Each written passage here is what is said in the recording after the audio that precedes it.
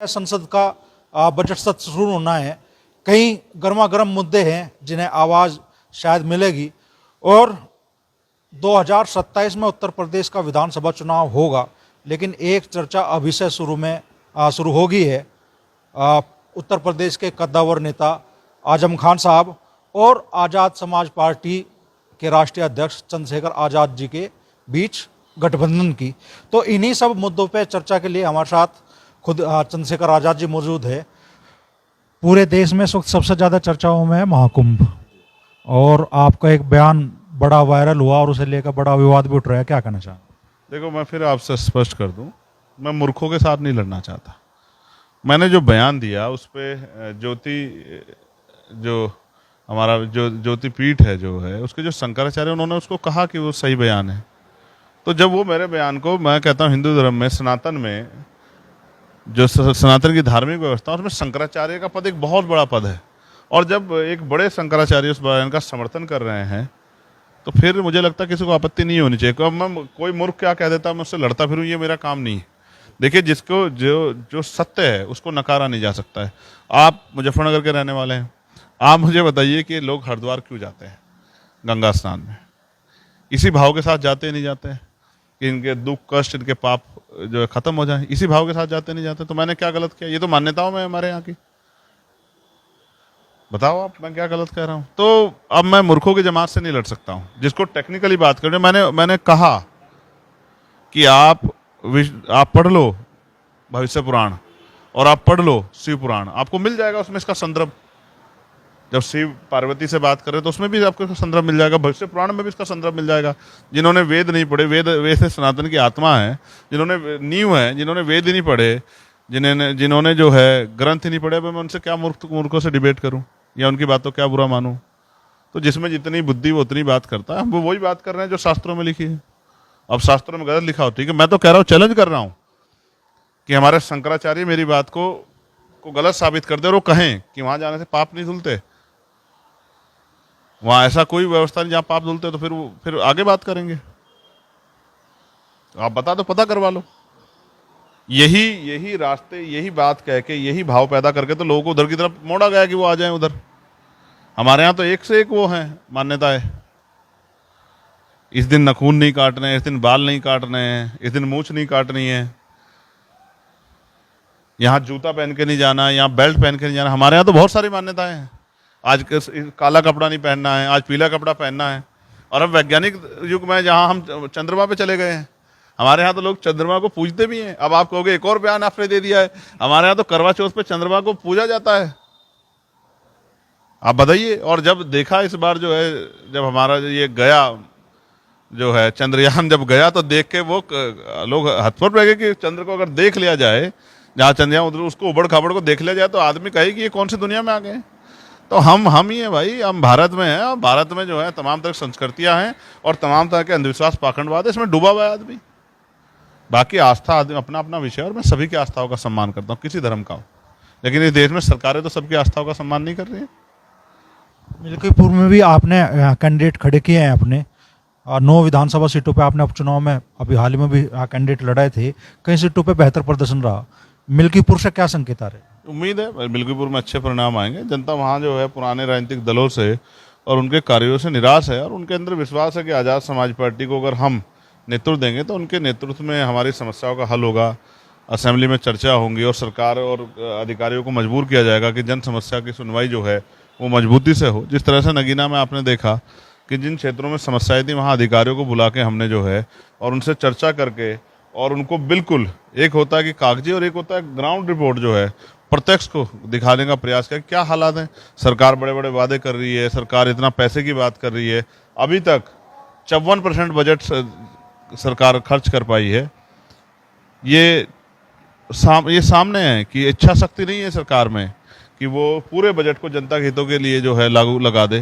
तो ये इच्छा शक्ति कमी, और वो जो है गरीबों के प्रति जो है वो सकारात्मक सोच ना होना, किसान कमेरे वर्ग के प्रति वो सोच ना होना, उस सोच ना होने के कारण जैसे दलित, पिछड़े और मुस्लिम समाज के बच्चे, उनको स्कॉलरशिप का जो मामला है बहुत सारी जगह पेंडिंग है, लेकिन कभी सरकार ने उन पर ध्यान नहीं दिया। मैंने कल ही मांग की मुख्यमंत्री से कि हॉस्टल जो है सरकारी हॉस्टल, उनकी हालात बहुत बुरी है, चाहे वो SC/ST OBC के हों या माइनॉरिटी के जो हॉस्टल्स हैं उनको, और नहीं है तो निर्माण कराया जाए जिससे बच्चों का एजुकेशन लेकर उनका भविष्य बने, और अगर हैं तो उनके हालातों में सुधार किया जाए, वहाँ सुरक्षा की व्यवस्था की जाए, वहाँ जो है और जो है जो सुख सुविधाएं वहाँ पहुँचाए वो की जाए, उनकी बिल्डिंग अच्छी बनाई जाए, उनमें बिजली पानी की अच्छी व्यवस्था की जाए, जिससे बच्चों के अंदर जो है उनका मनोबल बढ़े और वो मजबूत विश्वास के साथ एजुकेशन लेकर देश के और प्रदेश के तरक्की में अपना योगदान कर सकें। तो मैं तो कोशिश कर रहा हूँ कि जनरल विषय जो है रोटी कपड़ा मकान रोजगार, जो बुनियादी विषय, नौजवान पढ़े लिखे नौजवान बेरोजगार घूम रहे हैं, पश्चिम से आते हैं, मैं भी पश्चिम से आता हूँ, आप अपने यहाँ चेक करा लो गाँव में, पहले हर 5 साल में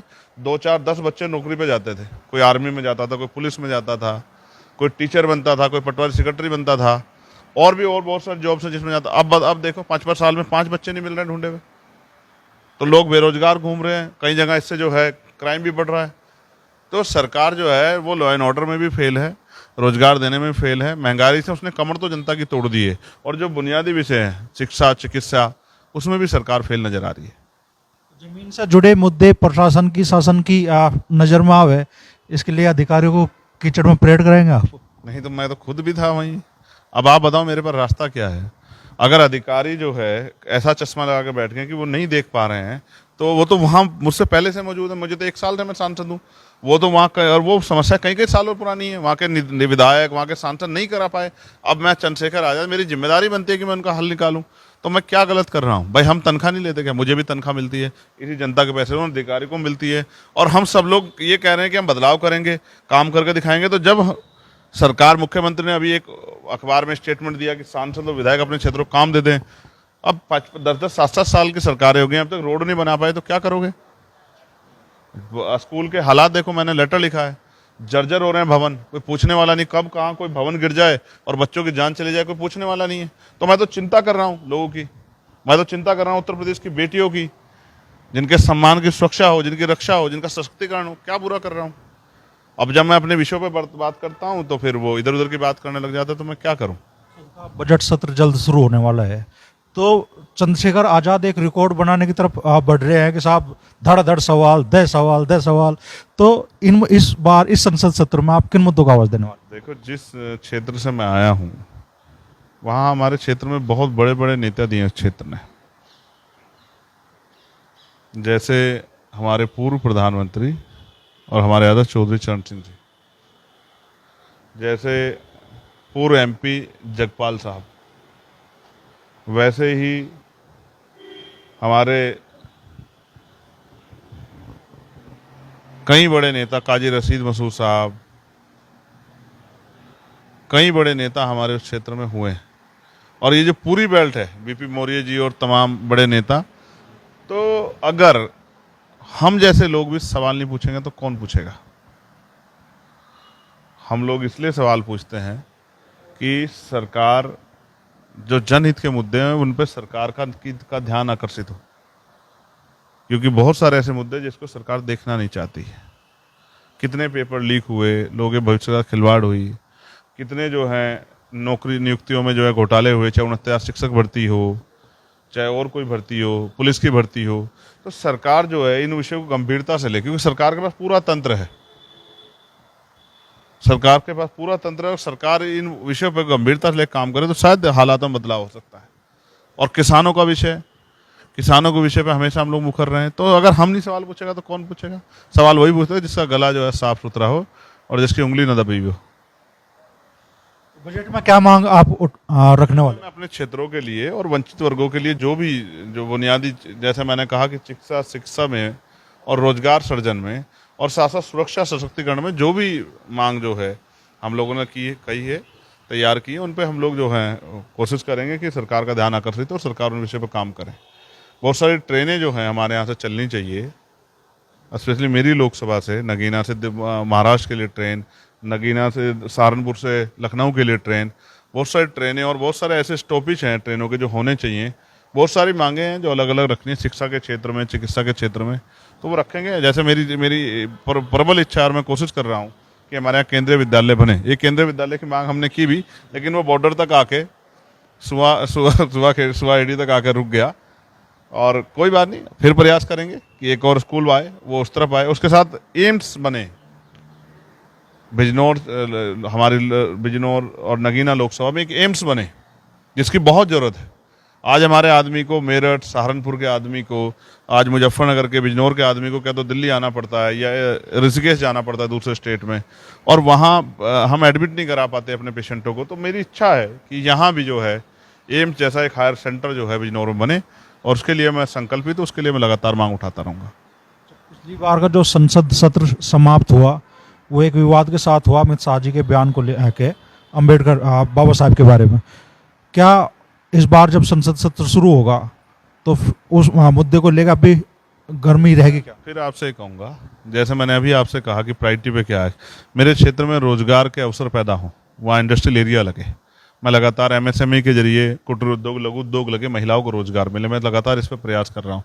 लेकिन जो बात आपने कही, ये बयान दिए इसलिए जाते हैं कि सेशन डिस्टर्ब हो जाए और जो बुनियादी सवाल है वो इधर भटक जाए। आप समझो कि जब पार्लियामेंट चलेगी नहीं तो लोगों के सवाल कैसे उठेंगे, सवाल नहीं उठेंगे तो सरकार पे दबाव कैसे बनेगा, सरकार उन मुद्दों पे काम कैसे करेगी, हम सरकार को मजबूर कैसे करेंगे। तो हम कोशिश करेंगे सदन चले, और जिन बातों पे अपना विरोध हो, विरोध अपना जारी रहेगा। उसके और बहुत सारे तरीके हैं, उनको सड़कों से लड़ लेंगे, मीडिया के जरिए लड़ लेंगे, लेकिन अब सदन चले और सदन में गंभीरता से उन मुद्दों पर चर्चा हो जिनके साथ बदलाव होने हैं, उसको पीछे नहीं छोड़ सकते। 2027 का चुनाव में है तो 2 साल का समय, लेकिन अभी से मतलब चर्चाएं शुरू हो गई है कि चंद्रशेखर आजाद मजबूत घेरेबंदी करने वाले हैं और साथ देने वाले हैं आजम खान साहब भी। आप लोगों की जब मुलाकात हुई उसके बाद में लगातार ये चर्चाएं शुरू हो गई है। क्या 2027 के विधानसभा चुनाव के लिए बड़ा और नया गठबंधन वजूद में आने वाला है क्या?